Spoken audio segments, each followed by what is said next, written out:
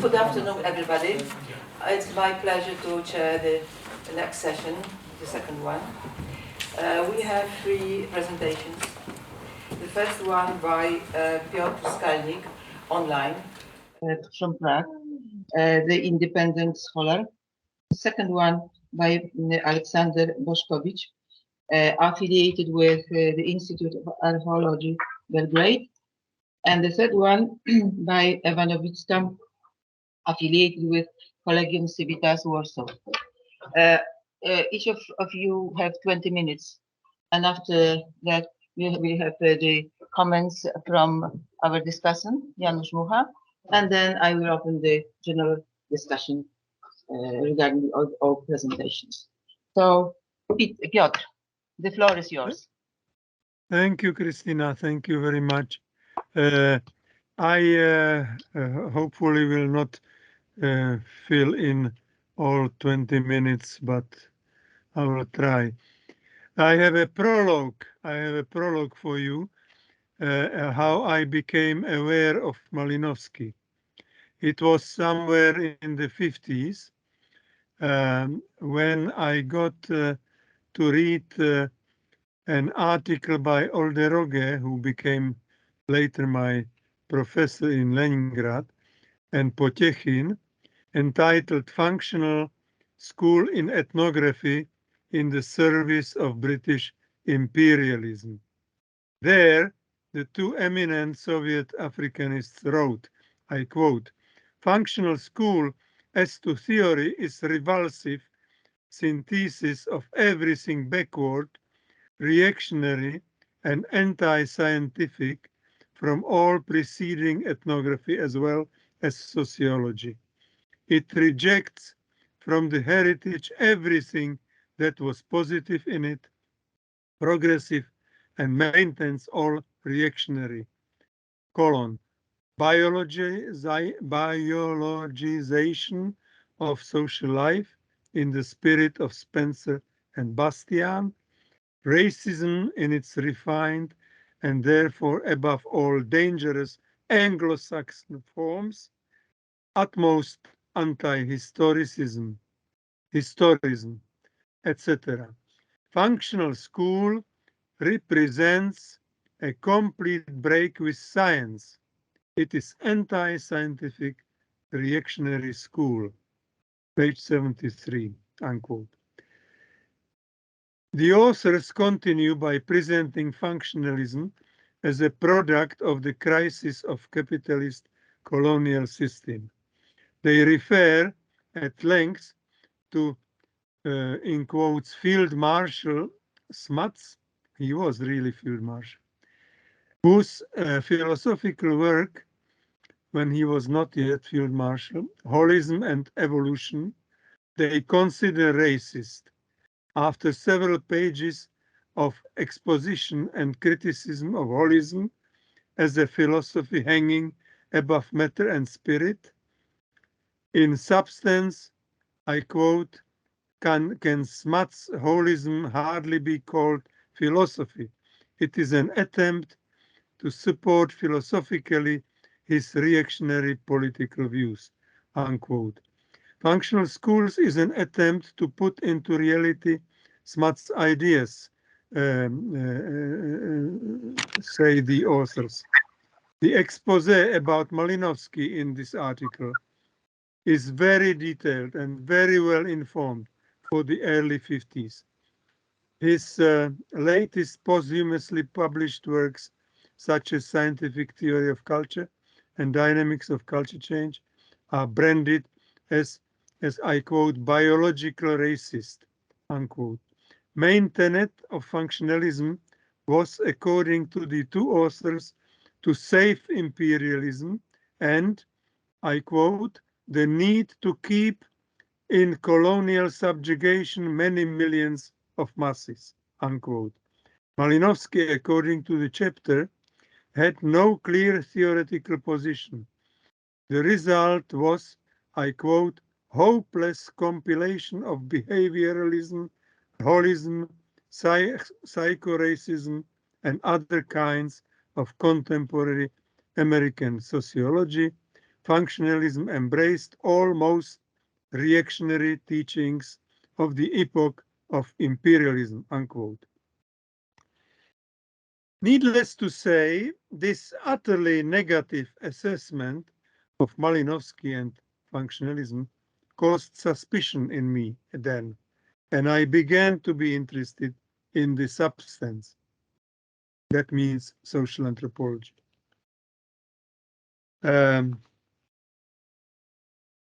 I would like, first of all, to acknowledge the importance of writings on Malinowski by Grażyna Kubica, Raymond Firth, Ernest Gellner, Adam Cooper, Andrzej Paluch, Janusz Mucha, Marian Kempny, and other Polish colleagues, and Michael Young, of course, as well.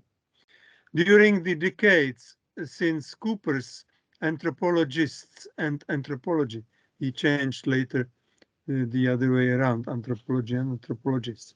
But 1973 it was called Anthropologists and Anthropology. Malinowski has been slowly but surely rediscovered in his many aspects. In this modest paper, I would like to suggest that the formation of Malinowski during his first 30 years has determined in a decisive way what Malinowski turned into, a path-breaking social anthropologist. His youth prepared him for scientific thinking, especially his university studies were mostly a combination of philosophy with mathematics, chemistry, and physics. I have no time. I have here a whole list of his lectures which he studied during his 4 years of university. With his mother, he undertook a host of travels to Southern European, North African, and Middle East countries. He learned European languages such as French, Italian, and Spanish, but also English and Russian, beside the then ubiquitous German. He was cosmopolitan already at this early age. His PhD thesis dealt with the economy of thought, and that was the first step towards his economic anthropology. Malinowski was, however, surrounded by art, literature, and music. His closest friend, Witkiewicz, was a talent of all arts, whose example was not to be matched by Malinowski. Malinowski was a very ambitious young man who realized pretty soon that he is not an artistic genius like his friend. Instead, he chose eventually social sciences, namely ethnology, as a subject in which he would excel and made himself famous. That decision, however, alienated him from his native country, from his friends, and ultimately from his beloved mother. Cosmopolitanism means citizen of the world, to be citizen of the world, and Malinowski felt himself at home in at least most of Europe, eventually Australia, Africa, North and Middle America, including Mexico, I mean. Malinowski was also homo politicus because he clearly distinguished between the democratic values and totalitarianism. The decision not to fight for the Emperor Franz Joseph was very political and patriotic as well. He was clearly aware of his Polishness, which he proved during the war when he was considered an enemy subject. The very fact that he managed to carry out his fieldwork plans practically without delay and at the cost of a break with Witkaczi, who as Russian subject decided to travel from Australia to Russia to fight Germans and Austrians, is a proof that he managed to persuade the Australian colonial officials that he is a bona fide person. Was Milo, I am asking, was Milo field work or field experience a test of his loyalty, as his loyalty to his hosts? I think that it was an elegant test, if such at all. His lukewarm or even agnostic relation to religion didn't prevent him to be interested in religion, especially in its origins. Before he left for Australia and for Papua fieldwork, he established himself as a theorist by presenting for Doctor of Science the book The Family Among the Australian Aborigines, a sociological study that was in London, and in Krakow, especially in his habilitation thesis Wierzenia pierwotne I formy ustroju społecznego, Primitive Beliefs and Forms of Social Order, that has a subtitle, I quote, A View on the Genesis of Religion with Special Emphasis on Totemism, unquote. The book, which has 356 pages, was published by the Academy of Arts in Krakow in 1915, but was achieved already in May 1914. That means some 2 months before he left for Australia. It was never translated into English. I think it's a pity.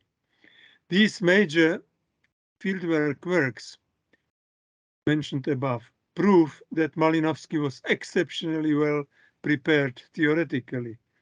References are made in that Polish work to 88 works in German, French, English, and Polish, mainly concerning the theory of religion and magic, as well as general works such as Wundt's Völkerpsychologie.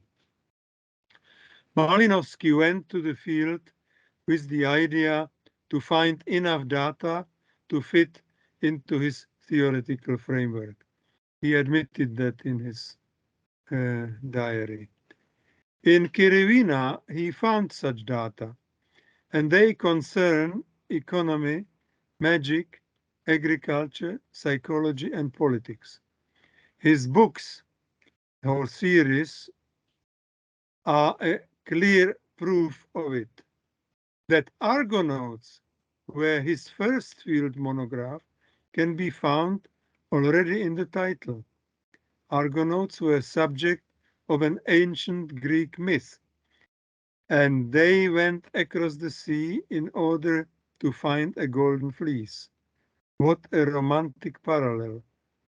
Malinowski's prose is an attempt at a literary piece of art on a scientific note.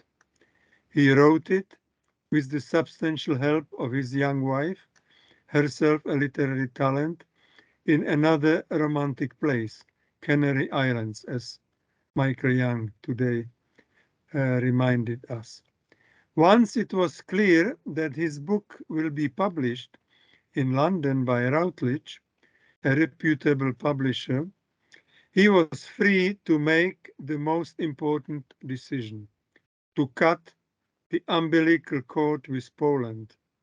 In the same year as the publication of Argonauts, he went to Poland, decided not to take an offer of a position in his alma mater and buy a house there in Zakopane, but rather acquired a summer house on the southern slopes of the Alps in South Tyrol. That country belonged to Austria until 1918, but Italy, as a victorious power, received it through the peace process of Versailles. Mussolini marched on Rome also in 1922, and that event prepared Malinowski for his politics that climaxed by Freedom and Civilization 20 years later. So that's it. Maybe I did not fulfill 20 minutes. 5. We still have 5 minutes. That's great, yeah. So we have more clever people. Thank you. Thank you, Professor Petr Skalník, for your presentation. And may I ask Mr. Aleksandar Bošković to present your. Where is it? Is it in here? We are welcome. There. Okay. Put him into frame somewhere. Yeah. Can you copy that to our computer? This copy. Okay. What's the title of this presentation? Ancestor is resurrected. Malinowski among the anthropologists. No, the presentation. Malinowski prepared this one? Pierwszy. Nie, to, tak. That first one? Yeah.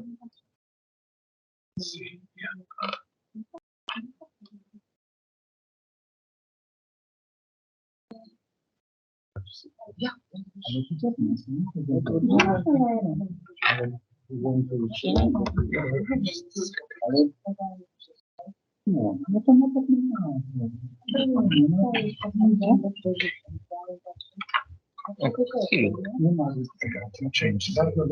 Just press the arrow.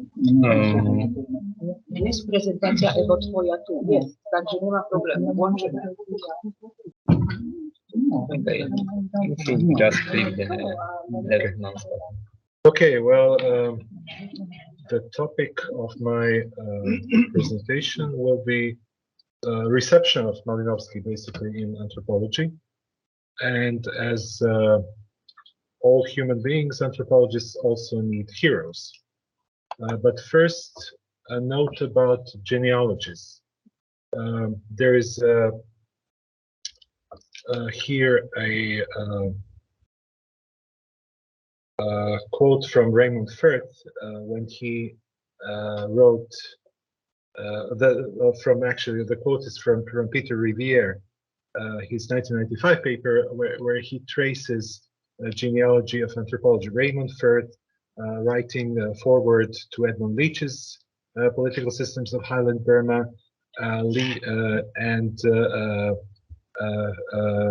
Firth acknowledging Malinowski as his ancestor, because Malinowski also wrote forward for Firth's with the Ticopia, and Malinowski also acknowledging his debt to Fraser, who wrote a preface in his Argonauts of the Western Pacific, and then Fraser, of course, dedicated his magnum opus to William Robertson Smith, while William Robertson Smith dedicated his first major work to John Ferguson MacLennan. So there is this sort of genealogy that actually stretches quite a way back. And what this also, I hope it shows that there are figures in history of anthropology that are forgotten. But also there are figures like Malinowski who are first idealized or idolized even. Maybe perhaps the word cult could also spring to mind. And then quickly they become forgotten, except within sort of a very sort of selected circle of scholars. And then they rise again occasionally. And what are the reasons for this? So I look at this, and I have some prospective answers that I could offer to this question. And of course, his work and legacy have been debated basically for almost after his death, basically for 80 years.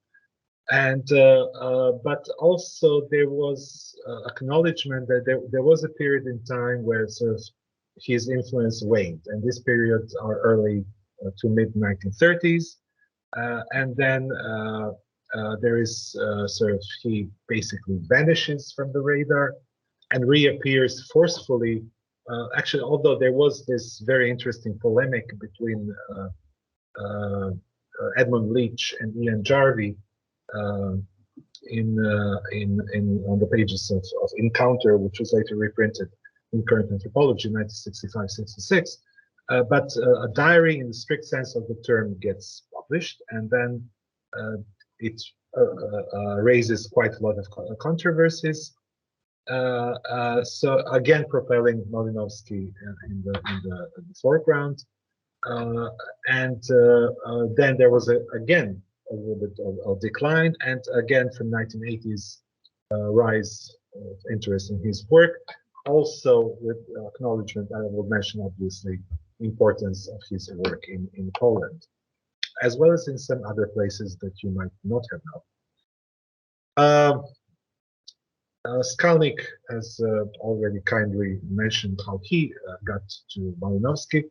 I got to Malinowski by accident, like most things in my life. And what I find, this is very skewed, of course, most interesting, most important for me is this idea of a cosmopolitan anthropology. The idea that Trobrianders are real people, real persons with their own interests, as Adam mentioned in his talk, which is something that frequently gets sort of glossed over by scholars who prefer to study systems, so world systems, civilizations. They tend to forget that there are actually real living people somewhere in there,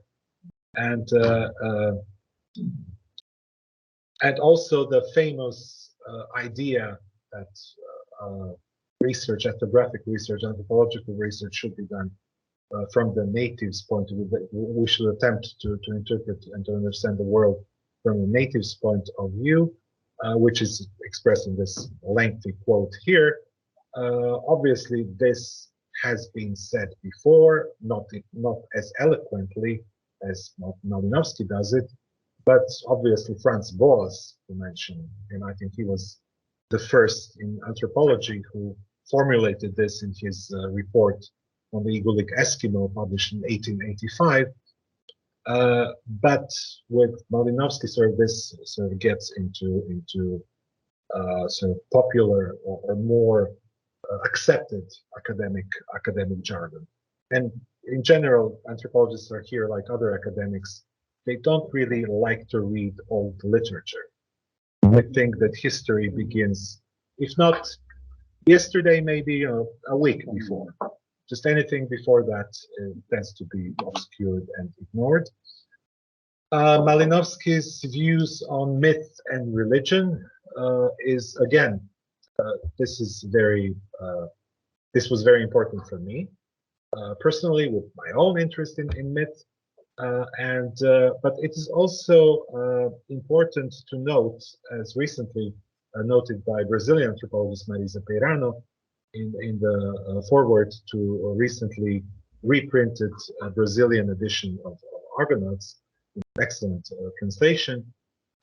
She notes that when people talk about magic in his work, they say Malinowski's theory of magic, but she said this is actually factually wrong. This is theory of magic by Trobrianders. It is presented by Malinowski.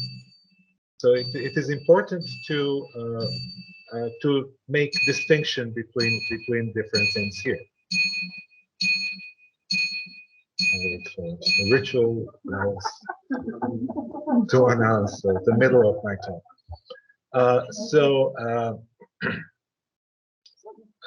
This whole understanding of the role, again, of myths in life was something that I found very appealing, and this whole idea that we should look at actually people's behavior is something that much later one of my professors of anthropology, Władysław Holy, formulated in the book that he wrote with Milan Stuklik, Actions, Norms, and Representations, and that is the key question: why do people do what they do? But here more about Malinowski. Obviously, the most iconic thing for Malinowski and for Malinowski's career are his famous seminars, and the whole generation of very important anthropologists came through his seminars, who were both his students and people who sort of stopped by and then they were absolutely mesmerized by them. Some people with who started off very much influenced by Malinowski, but later disagreed with him, like Ernst Pritchard. But also his first doctoral student, Raymond Firth, and also some very important figures later in sociology, like Falco Parsons, and in the field of biology, like Ashley Montague. And here I also mention Hortense Powdermaker as an American who attended his seminars. Later, Powdermaker and Montague wrote very sort of detailed and angry responses to one of the book reviews of the diary when it was published, but I will come back to it a bit later. And then, but again, by the time that Raymond Firth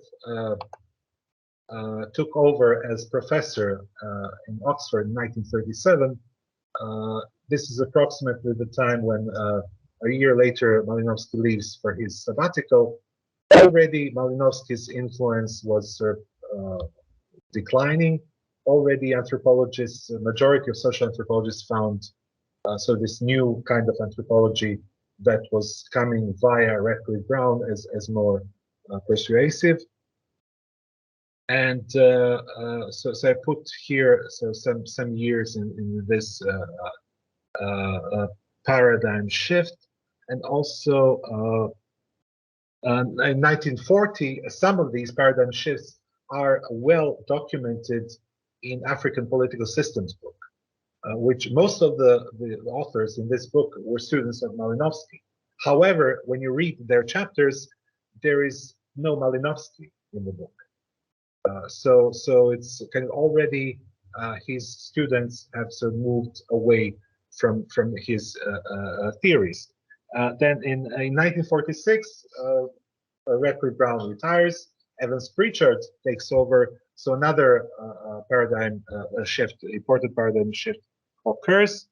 And finally, in 1957, a volume edited by Raymond Firth, which is supposed to reevaluate or rescue Malinowski's legacy. So a very delayed Festschrift is published. But again, even in this Festschrift, there is a sense of unease present in most of the contributions. So it's like, you know, what to do, how to deal with the fallen angel. So how to deal with this very, very complex legacy. And then the diary in 1967, diary, which of course covers only certain period. It was published in English, and immediately provoked. These are 1960s, decolonization, war in Vietnam, Cold War, people with ideals, women's movement, feminism rises, so all kinds of complex social issues, and you have diary in the strict sense of the term on top of it, which basically shows that, surprise, surprise, Malinowski was human. And, you know, humans sometimes say things that are not very nice. But as pointed out by some commentators, this was a private diary. This was something which was never intended for publication. So sometimes we say things to our closest friends, people closest to us, that never leave sort of the situations where we said them. However, this diary was published, and it was immediately taken as an example. Oh, so this is what anthropologists are really like. You know, if Malinowski, with his prestige, with his importance, with his influence, was like this, oh, you can imagine what others were like. It didn't help that you know, people like Leach or Frederick Barth just sort of dismissed its publication. It didn't help that Raymond Firth wrote a preface which was kind of attempt at damage control, and it didn't help that, for example, American Anthropologists published a review by Ian Hogbin, who wrote, among other things, that he wrote, in my view, the volume holds no interest for anyone, be he anthropologist, psychologist, student of biography, or merely a gossip. Why the journals were translated from the Polish, let alone printed, must remain the publishing mystery of the decade. This is Ian Hogben's view in American Anthropologist. However, and then Clifford Geertz, who was already establishing himself as a very important and influential scholar, he also wrote a very interesting review article in New York Review of Books, which drew responses from Powdermaker and Montague, as sort of both of them also stressed their first-hand experience of being students of Malinowski, of sitting in their seminars. A brief sort of interlude I have to mention, obviously, which is, on the one hand, I feel silly mentioning this here at this place, but it has to be mentioned when that his influence here was obviously recognized.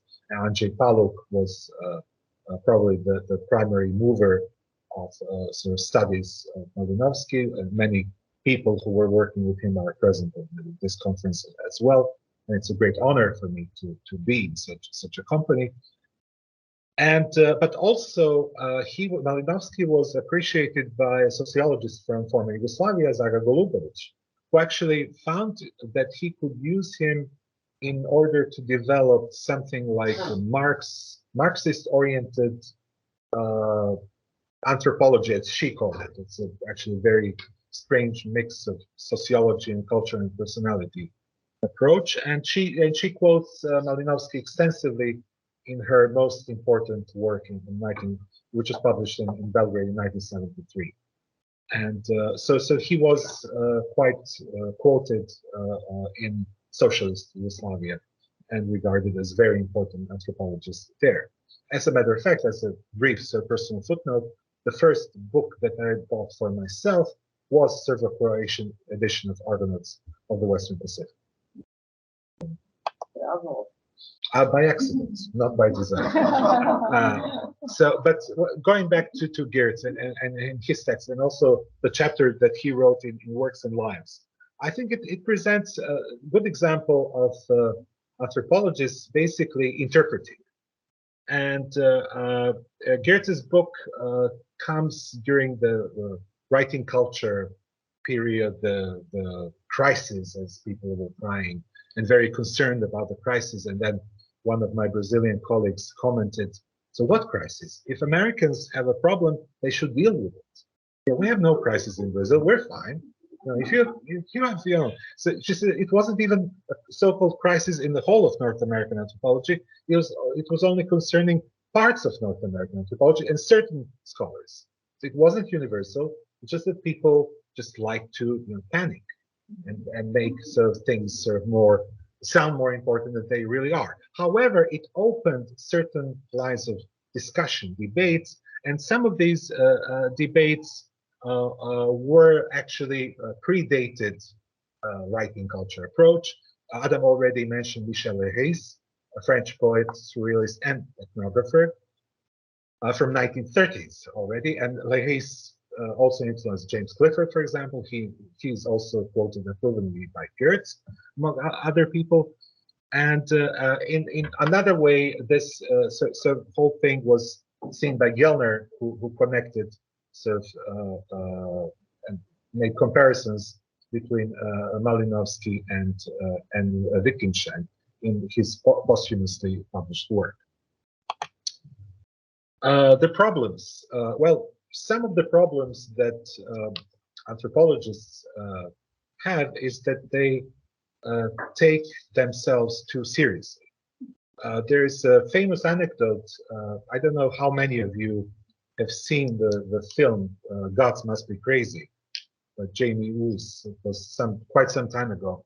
But there was a couple of years after film's great success, it was shown at an American Association of Anthropologists meeting in the United States, and there was a round table about the meaning of the film, and the main actor was invited. He was flown from South Africa, and there was a translator who translated to him everything which was being said. And after the whole round table, they asked him what he thought about the whole thing. And he said basically, you know, these Americans, they're really nice people, very friendly, very generous. But do they understand that it is only a film? So, which is something that sometimes people need to be reminded of when they read sort of other people's books and other people's stories, that sometimes a story is just a story. And here I finish with the quote from Edward Leach, actually criticizing Clifford Geertz. As anthropologists, we need to come to terms with the now well-recognized notion that in the novel, the personalities of the characters are derived from the personality of the author. How could it be otherwise? The only ego I know at first hand is my own. When Malinowski writes about Strawberry and Islanders, he's writing about himself. When Evans Pritchard writes about the Noir, he's writing about himself. This is sort of one way to generalize it, but again, things can be seen as being much simpler. As I mentioned, referring to Marisa Peirano, there is no Malinowski's theory of magic. There is Strawberryan theory of magic, which we know through Malinowski. And thank you. I will end there. Thank you very much. Thank you very much for the presentation. Thank you. And may I ask Professor Ewa Nowicka to present her Grażyna has my presentation. Już to robimy. Pewnie pierwsza, tak? Who will push my slides? You may push them. Pan Dawid będzie. I know to learn. Okay. Ale może nam powiedzieć, pani May I speak English? Ja. Okay, thank you. Maybe speaking about Malinowski, I will speak about myself. I am sorry, but it may be true. I will tell you. There are lots of literature about Malinowski's theoretical background, Malinowski's theoretical results, his methodology of work, and biographical history of his books and of his achievements. But here I am much less ambitious. I don't know. I don't want to do that. I will talk. I am a field anthropologist. I am addict of field work. You know, even 1 month ago I was in the field. But now I won't concentrate myself on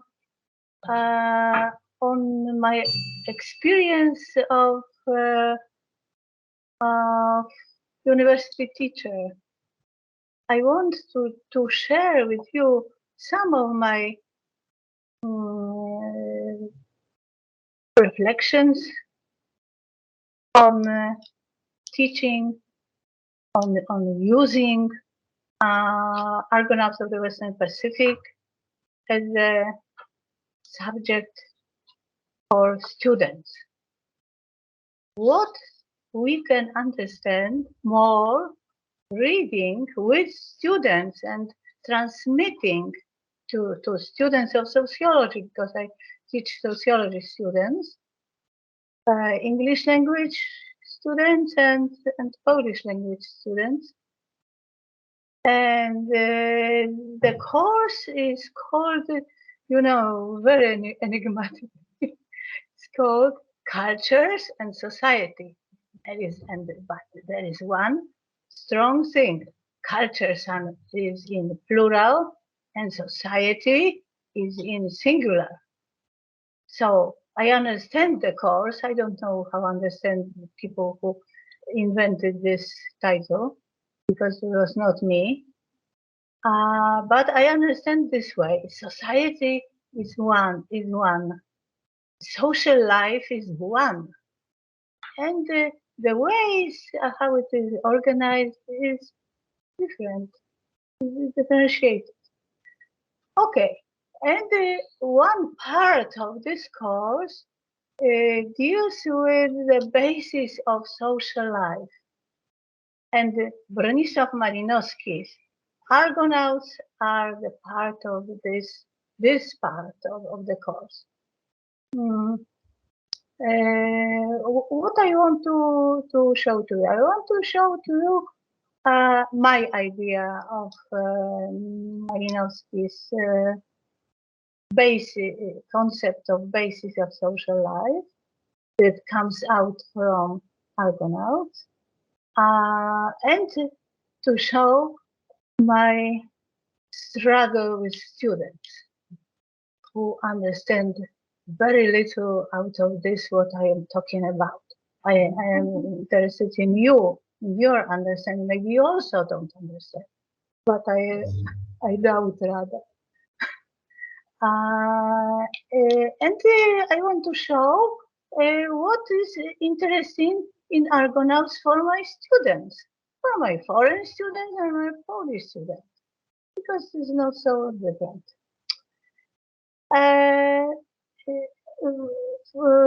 The basis, the principal idea of social life in my concept is the way of overcoming diversity, various types, various levels of diversity in peoples as individuals and peoples as groups, cultural diversity, material diversity, and even racial diversity or physical diversity. And the way of overcoming it is the first prerequisite of existence of society, of any social life. How to do that? How to overcome it? And I think Kula is one of ideas of overcoming diversity. And I try to show to my students, and of course we read, we analyze, etc. We discuss, we try to discuss, because sometimes it's rather monologue. What is the mechanism of Kula? Mechanism of Kula is trust. Trust that comes out from the belief that with the reciprocity, that mutuality, reciprocity is possible. Well, okay. So there are three questions that we concentrate on. The first is the title. Why Argonauts? Somebody of our speakers already touched this subject. Why Argonauts in Western Pacific?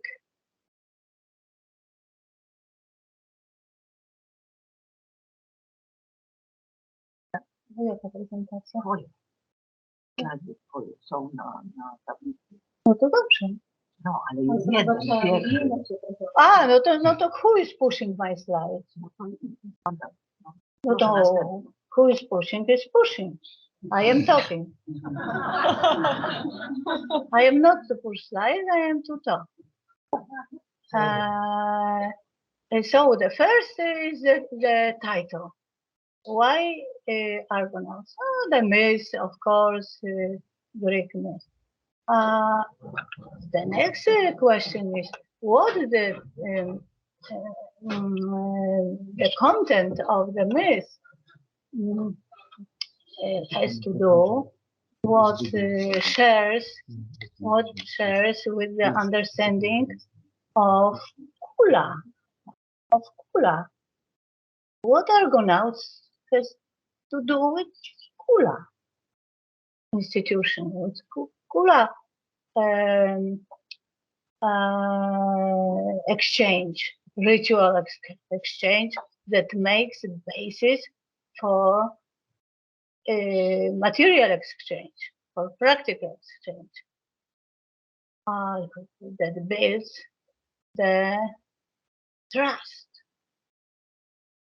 And the third question, the third big question, is what is really in sociology, from the sociological perspective, what is golden fleece in this myth and in Argonauts' life and in human life, in my perspective, in my concept.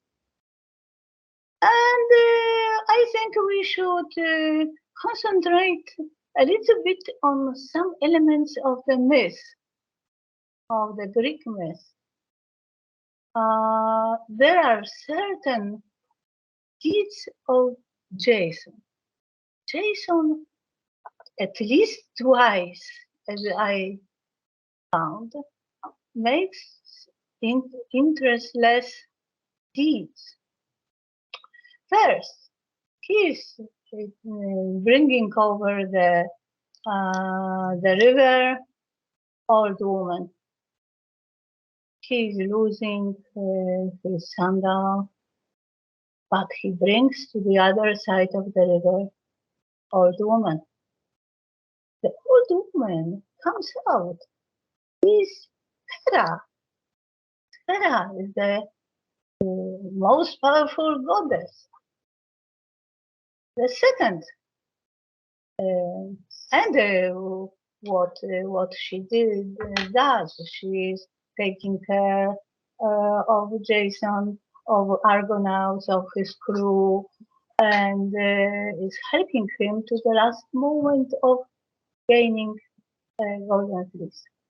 The second interestless deed is help given to Phineus, to the old prophet, who reciprocate this deed, explaining exactly how to go through Bosphorus Strait, these very dangerous rocks. And only because of these instructions, only because of this Hera's help, Jason gets golden fleece, comes to Higa, comes to first to Black Sea, to Higa. And what is the golden fleece? Golden fleece is justice, because this throne, restoration of him as a king, is real justice. So social justice, how is social justice possible? Through the reciprocity and through the interestless deeds. And this is the end of my story. And my students, what are interested in Argonauts of the Western Pacific? My students are interested in exoticism, in dangerous situations, in strangeness. They are absolutely astonished with everything. They don't see this all human meaning of hula, all human meaning of Jason, behavior, all human beings of justice, of this human golden fleece.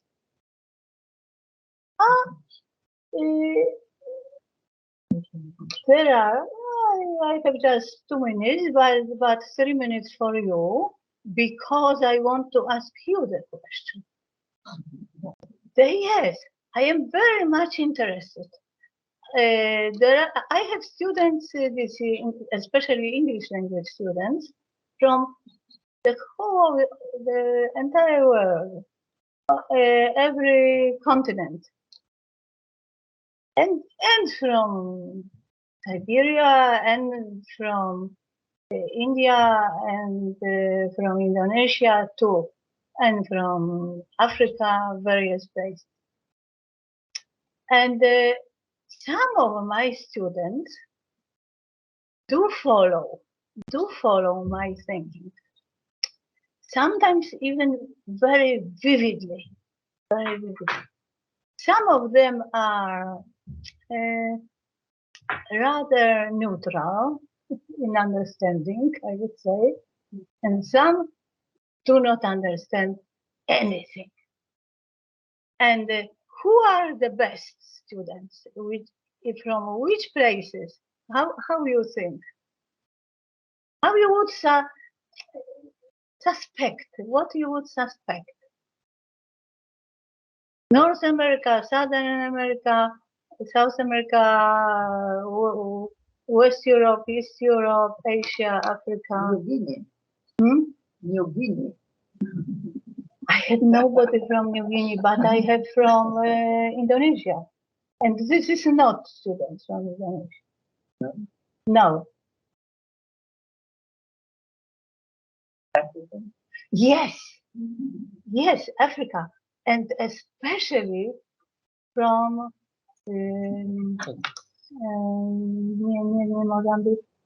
Zimbabwe. From Zimbabwe. Especially from Zimbabwe. Maybe this is, of course, this is the case of intelligent guy, of intelligent girl. Probably, I think so. But also, they give the examples of his culture, the boy of his culture. He even remains after the class, and he touches my shoulder and says, "Yes, professor, I know. This is trust.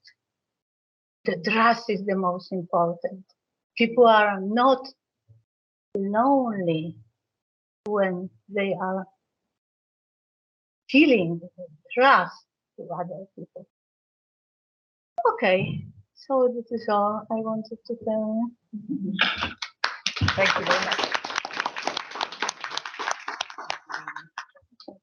Thank you very much, all speakers, for your presentations. And may I ask our discussant, Janusz, for his comments on these papers.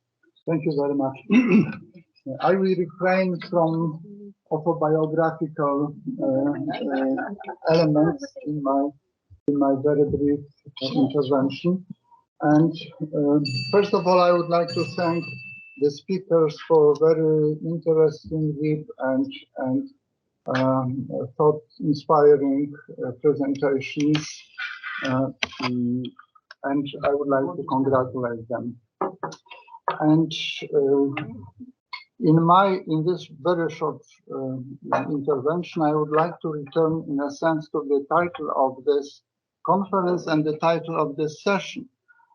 The title of the conference is The Legacy of Bronisław Malinowski in Present-Day Social Sciences and Humanities. And of this session is Malinowski and the Development of Anthropology. So my comments, very brief comments and questions, perhaps would refer to the present day, today, of anthropology and the current stage of development of anthropology. And let me start with Petr, but not necessarily with his lecture, but to his abstract. And everybody everybody in this room has the abstract, and in the abstract, Petr says that art, and especially avant-garde, around the turn of the 19th into the 20th century, appealed to him, meaning Malinowski. And Petr, are you here? Are you here, Petr? Okay, okay. Definitely Yeah, listening okay, to good, you. good. Thank you, Petr. And we will have tomorrow. We will have a special presentation on anthropology of art in the context of Malinowski. So I will not touch this. But on the other hand, I would like to ask Petr, what do you, Petr, think about anthropology as artistic practice, artistic activity? For instance, literature, anthropology as literature, and anthropology as visual production, anthropology as performance. So we have on the one hand Malinowski more than 100 years ago, and we have now anthropology of today. And I think that these things like literature, visuality, performance are important. So if you could to elaborate on that, I would be very happy. Let me turn to Professor Bošković now. Yeah. Okay. So three things, or actually two and a half, interested me particularly. One is genealogies and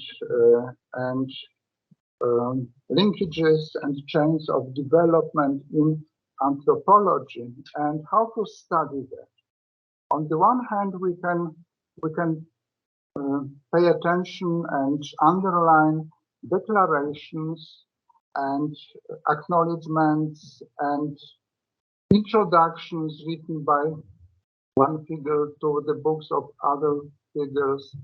So this is one way of, for instance, studying genealogies. But we could also refer to matter-of-fact citations if we really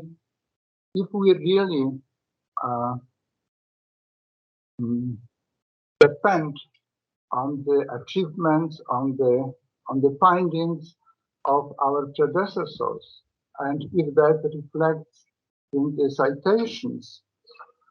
And here I would, so my question is, how do you propose to study these linkages? And that reminds me, so I said 2.5, so that was one, and now will be the half. It reminds me a book of 2000, of the year 2000, by Randall Collins, a very famous, I think, sociologist. And this book is entitled Sociology of Philosophy. And in this book, he traces linkages of philosophers, but philosophers starting with ancient China to Greece, etc., and up to Germany during the classic period of German philosophy.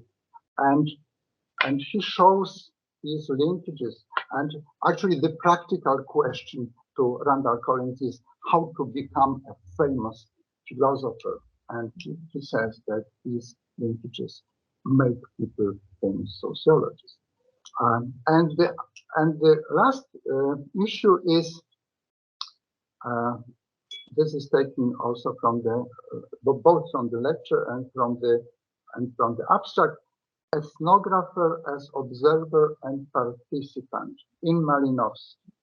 And I think that now we have new wave of debate in anthropology on participant observation, on active anthropology, on anthropologists as partisan.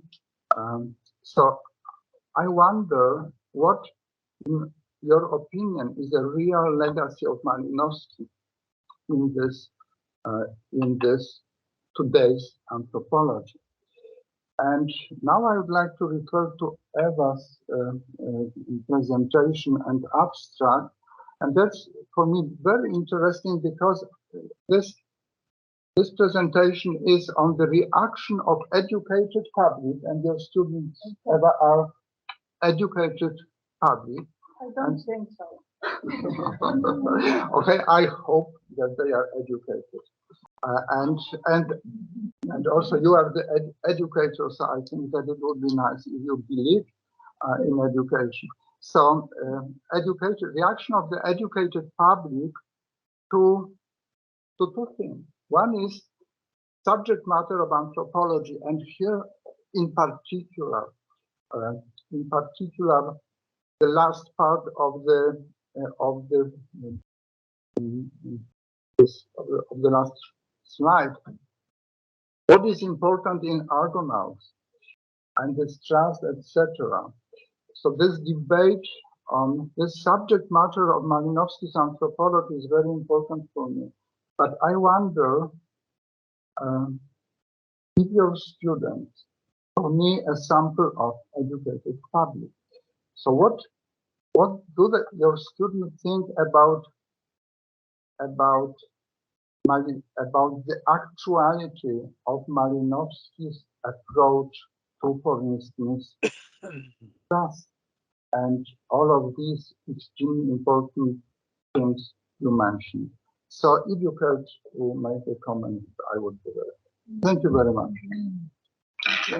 Thank you, Janusz. Let me open our general discussion on these papers, and please share with us your comments and questions to the speakers.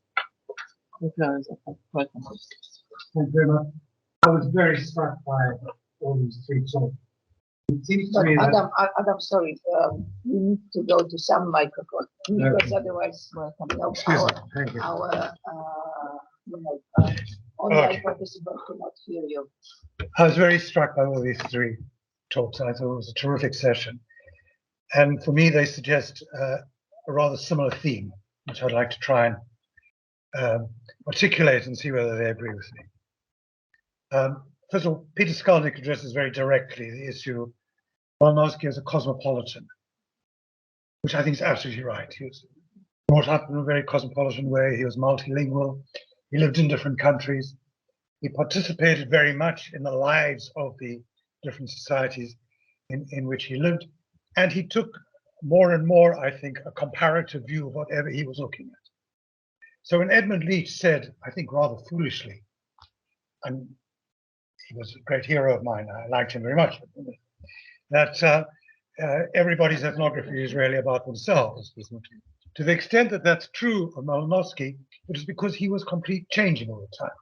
He was becoming more and more a man of the world, and he was looking at every society he came to with all the perspectives that came from other kinds of societies, and that he looked at himself in the same sort of cosmopolitan way.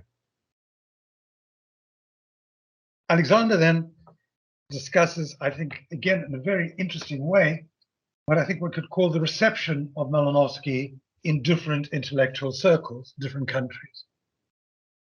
And this, again, I thought was extremely stimulating.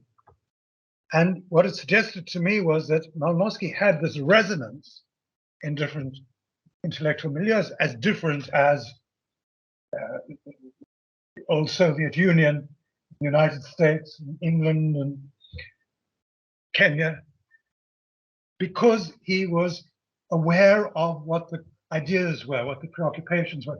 He knew that people didn't think about all these things in the same way. They were looking at different perspectives. Malinowski understood that, and he was addressing these different perspectives and was able to talk to people in ways that resonated with them. I remember Maya Fortis describing to me a seminar of Malinowski's. Oh, sorry, Raymond Firth. I've been forgetting my own name now.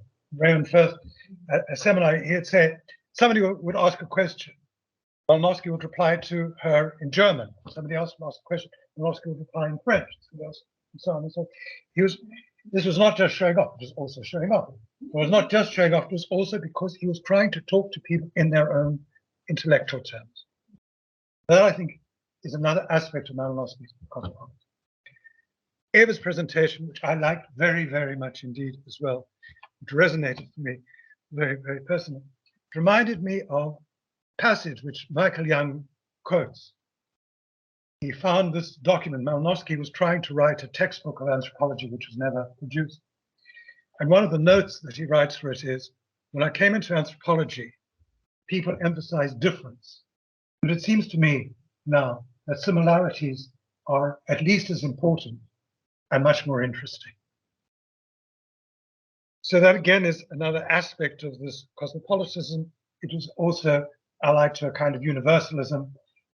It was also an aspect of his irony about the Krogerans as savages and the British as savages, the savage colonialist and so forth. Malinowski's this multiple perspective thing.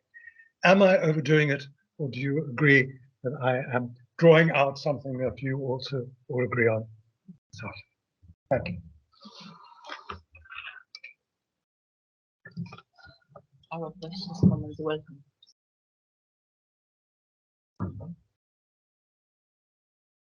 I have a comment combined both to Petr and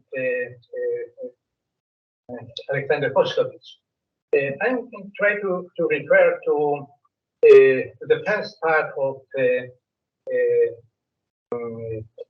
presentation of Petr when he mentioned about his impressions when he was reading the Soviet ethnography books in which he found many accusations contra Malinowski as presented as a bourgeois intellectual, as an anti-scientist, as a hidden racist, plus many similar levels.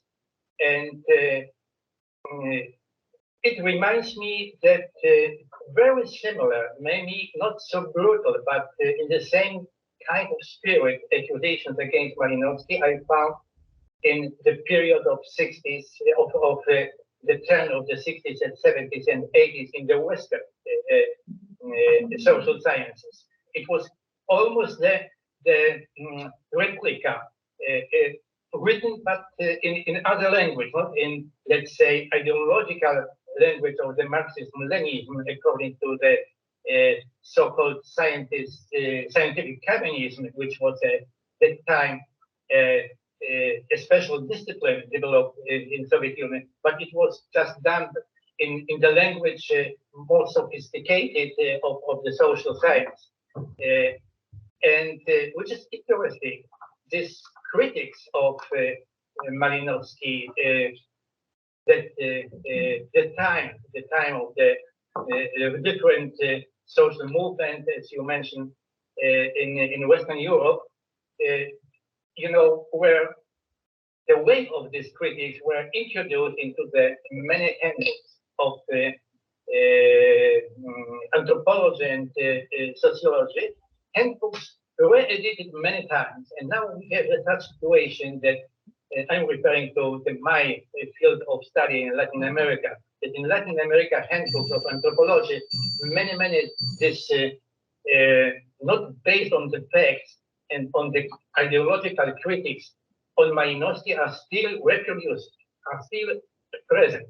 And it is really the major question, the discrepancy between, let's say, the distance between scientists who study Malinowski, who appreciate the Malinowski, who try to critique Malinowski from the scientific point of view, and the stereotypes present still in the handbooks. I'm referring to one example only, just to end my comments. Aleksandar Bošković mentioned about the diary. And the diary was, of course, written in, as you know, in Polish language originally. And there are a lot of mistranslations and misreadings in the diary. And I can give you one example. In the diary, Malinowski described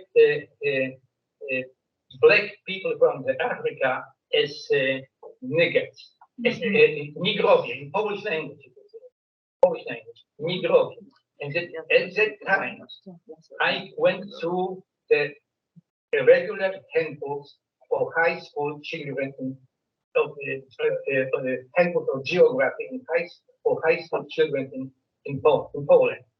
Between the First World War, maybe between 1900 and 1915, there were a lot of very good handbooks of geography for the gymnasium and research.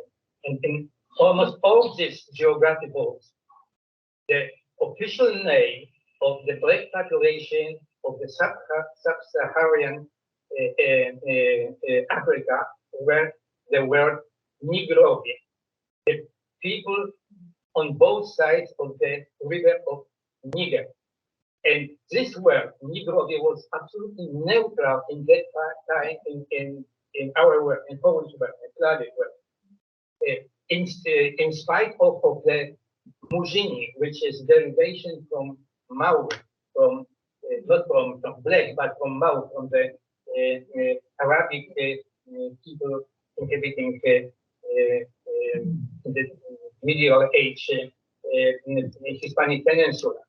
And the translator, associated the name Nigrowie with nigger, which is the derogative term. It is, from my perspective, some kind of attaching to the Malinowski some racist connotation. It's only one such example. I have to comment. Sorry. As an editor of the diarist. Of course, sometimes Malinowski used this Polish neutral word Nigrowie, but mostly he used because I could see the original papers, and the longer he was there, the more he took local colonial language, and he wrote niggers in English. So in his Polish text, he used niggers. And I observed that was not at the beginning of his stay, but later. So he just, by osmosis, he took this racist language of the colonizers. So that's to comment on this. But I would also like to comment on this anti-Malinowski Soviet critique. When I was working on the preface to this book I mentioned, I looked through the file of Andrzej Waligórski in the archives of the Jagiellonian University, and I found a very strange document. That was an opinion written by Professor Kazimierz Moszyński, then very important figure in Polish ethnography at the university, because you can imagine these were the 50s, and Waligórski wanted to establish himself at the university, and Moszyński wrote an opinion saying that, yeah, he is a student of Malinowski. There are some critics who say that he was bourgeois and imperialistic, all this, but in fact he was a good ethnographer, and there is this good core in his works. So that was really, it was so funny to read, and now we praise Waligórski as a student of Malinowski, but then it was not. It didn't help him. In fact, he just the opposite. So we have also remember, this aspect of it. And thank you, Petr, that you mentioned, this very influential critique then, and also I had when I feeling like Professor Zieliński that in fact, you know, the tenor of this critique was quite similar to the Western anti-imperialistic view on anthropology. Thank you. More comments, please. Yeah. We have about 10 minutes. Just a few notes to respond to Professor Mucha about genealogies. In my opinion, the most significant way would be to trace influences. Sometimes they are more obvious than other times. For example, not quotes. For example, I don't think that Malinowski quotes rivers. But he does mention him and his influence by him. That is well known. And also Michael Young mentions this in his biography, and Rivers' influence is beyond doubt on Malinowski. Starting with fieldwork, what does it mean to do intensive fieldwork? How does one prepare for intensive fieldwork, and so on. So that would be crucial for me to look for influences, not really references or quotes. When you're talking about activism and activist anthropology, well, direct Malinowski's influence would obviously be people who came out of his seminar, like Hilda Cooper is one person. Then you have the whole generation of South African anthropologists trained by Richard Fernland in the first place, but others as well. Ivan Krihe, Monica Wilson, and so on.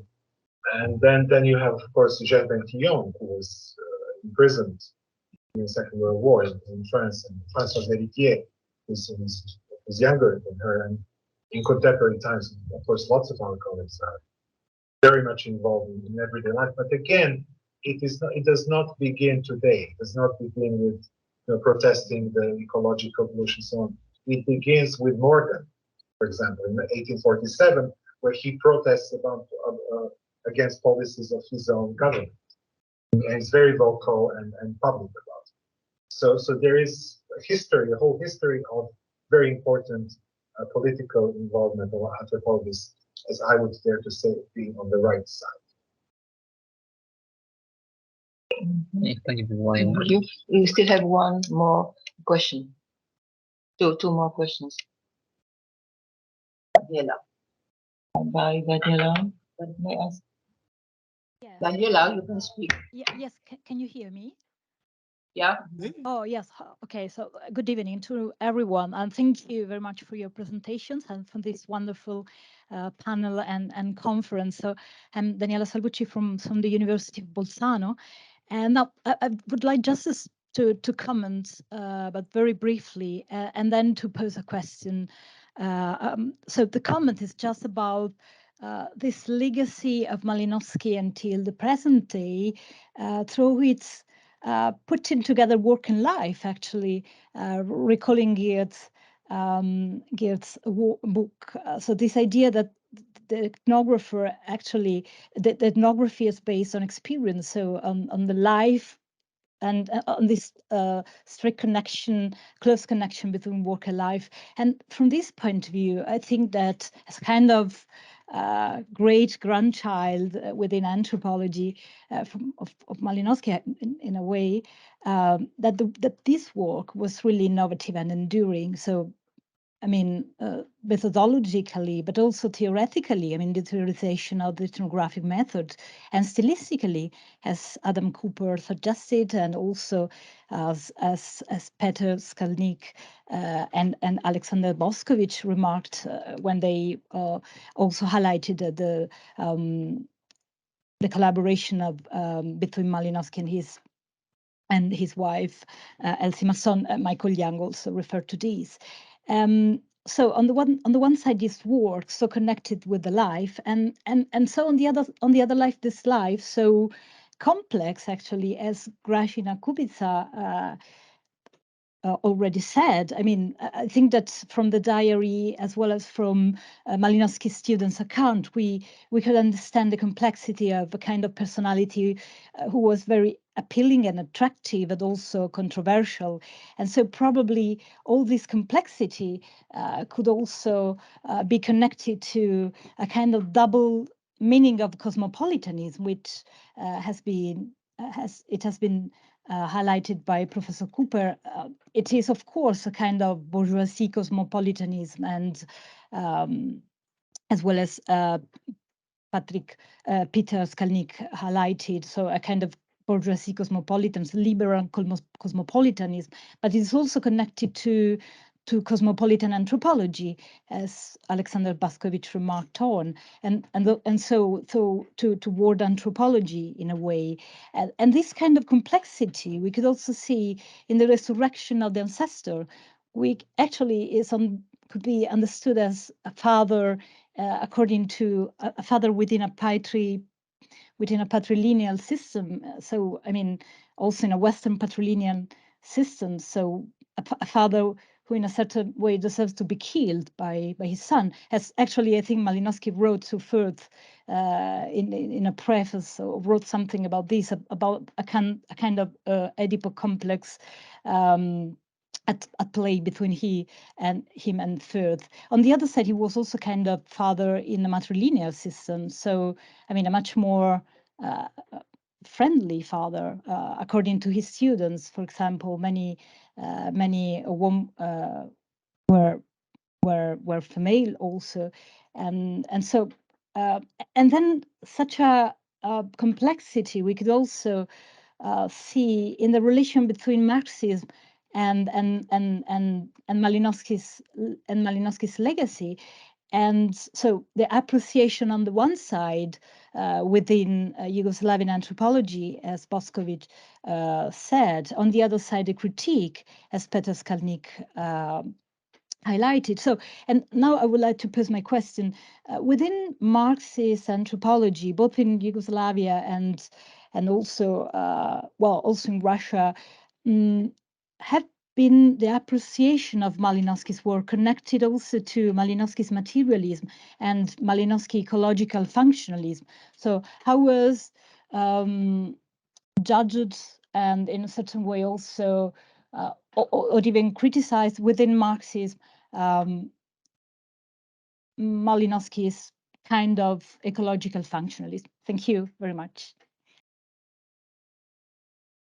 Well, I would like to pose the question to Petr Skalník and to Aleksandar Bošković, especially.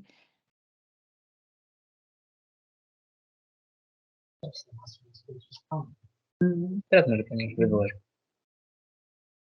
you want me to? Yeah. Do you want me to talk? Yes. I don't know who is the. Yeah. Krystyna, Yes, please. do you Yes, allow me? please talk, please answer. Yeah. There were several questions and remarks concerning my very primitive paper. I think that it is very important to realize the atmosphere, the times, the epoch of Malinowski. It's very easy to judge about him from other viewpoints and other epochs, and it's sometimes very difficult. Like he asks or suggests that the anthropologists should study the native viewpoints. Yes, and we should also try to understand Malinowski through his epoch. That's essential. Otherwise, we will be all the time more talking about ourselves than about this particular object of study, Malinowski. Now, to the question of Janusz Mucha.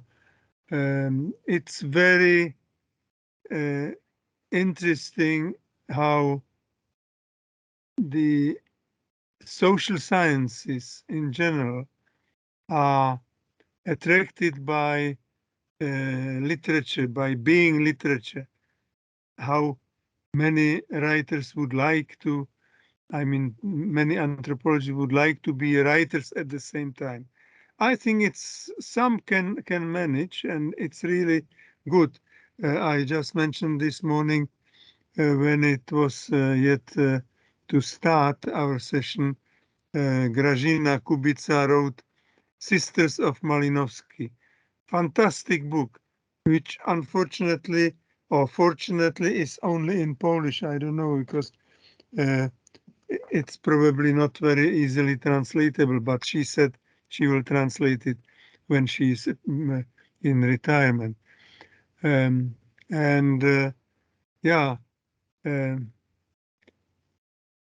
it's very difficult to react to all these remarks about the Soviet or Marxist and what Marxist, which Marxism.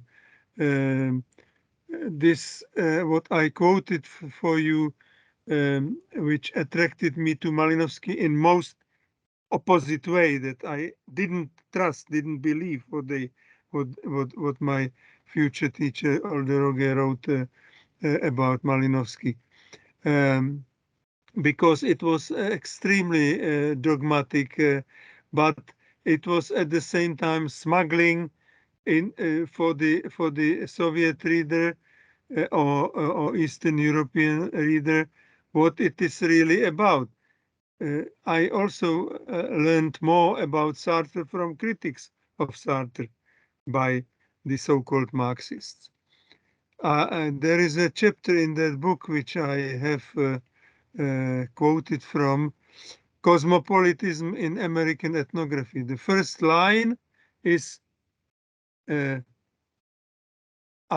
not first line, second paragraph. Idea of cosmopolitanism, writes Potechin, is ideological weapon of American expansionism. You see, so this language is totally rejecting everything coming, especially from the latest developments in Western thinking. And I think Marxism was very much having different shapes, from most dogmatic to the almost close to Lévi-Strauss in Godelier's work. So it's very difficult to comment. I think that Marxism has many interesting things. Capital of Marx is now a bestseller because of particular problems we are going through, not only in the West. So I think that one has to always keep in mind that we have to understand each author, each idea in its context, in which it emerged, and then only see whether it also addresses our own situation. Thank you, Peter. So I'm sorry for this lengthy monologue. I apologize. Thank you very much for your comments. May I ask Professor Nowicka to answer and comment? Yes.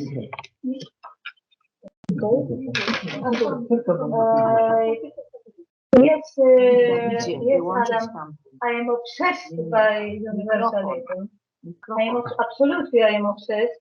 And I think during my class I was talking about, of course, it's not only class I teach.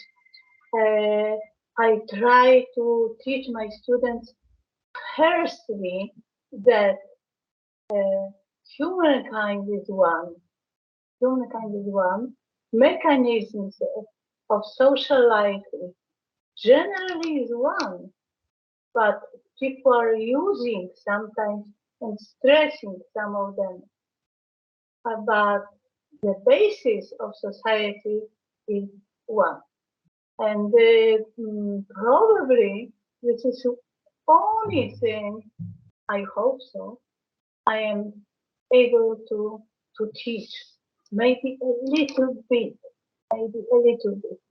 If they understand my idea of using Greek ancient myths in Argonauts of the Western Pacific, and the meaning of symbols, of scenes, of elements of action of this myth, if they understand this, I rather even if I think these people are educated. They are educated in a special way, in a very practical way. How to earn money, not to how to understand the world. This is our problem, I think. This is a serious problem. And anthropology is one of towers, the ivory tower that keeps this thinking, this I would say proper thinking about the human world. Maybe that's all. Thank you, Eva. May I add one comment? As your student, some of your students were not able to make money. They tried to learn a little bit. Thank you very much. Our time is over, so may I invite you to the coffee break, and we'll continue our discussion during that time. Thank you.